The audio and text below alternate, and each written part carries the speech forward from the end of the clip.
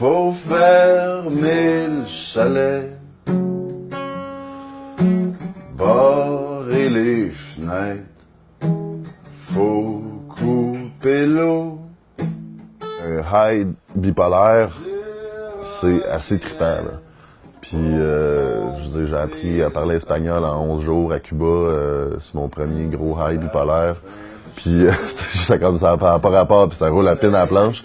Puis, t'es capable d'accomplir des affaires assez capotées, tu sais. Ce qui est le pire, puis ce qui est le plus tough à vivre, c'est la peur de rester de même, tu sais. Puis de rester en psychose, tu sais, j'aurais pas toffé toute ma vie en psychose de même, puis il serait passé ce qui serait passé, mais genre, moi, ma plus grande crainte, c'était de pas me réveiller de ce cauchemar-là, tu sais. Pédale de guide, puis ton hamac. Dans le bois, les feuilles tombent comme un rideau. Avant que le stage se fonde, un dernier solo. Louis-Philippe Gingras, c'est un auteur, compositeur, interprète. Son premier album, Traverser le parc, il l'a enregistré alors qu'il était en pleine psychose. Aujourd'hui, ça va beaucoup mieux et il est sur le point de nous présenter son deuxième album cet automne. On va le rencontrer pour parler de tout ça et il va nous jouer une petite toune.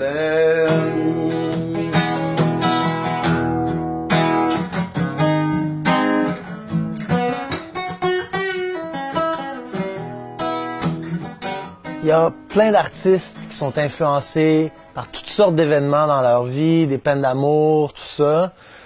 Toi, ton premier album a été intimement influencé par un épisode de psychose, des épisodes de psychose. Il y a des tunes qui ont été écrites dans des périodes tough, mais c'est surtout qui a été enregistré dans une psychose assez absolue.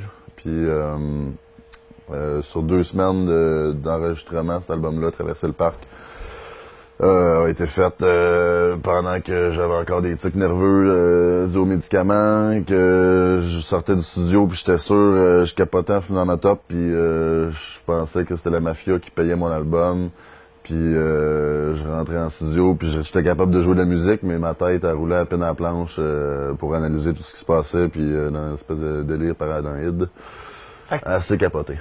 Au-delà de l'influence sur les paroles de tes pièces qui abordent cette question-là à plusieurs reprises, as-tu l'impression que ces épisodes-là, comme te donnent de l'inspiration, te drive finalement? Ben, en psychose totale, moi je suis pas capable de créer, là, tu sais, comme...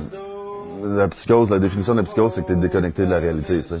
Fait que, il y a des gens qui réussissent à créer là-dedans. Moi, je réussissais pas à créer. Il y a une tune que j'ai écrite, qui est sur aucun album, qui va peut-être se retrouver sur un album plus tard, qui s'appelle Crazy Carpet. Puis, cette chanson-là a été écrite dans psychose, mais vraiment, là, 1 ligne par jour. C'est à peu près la vitesse où est-ce que mon cerveau était capable de travailler concrètement. Là. Sinon, j'étais juste dans l'analyse de ce qui était écrit sur les murs, puis de ce que les gens me disaient, puis de... C'était comme un film. Là. La mort passe pas de sapin, faut pas passer si près, même si l'hiver est loin.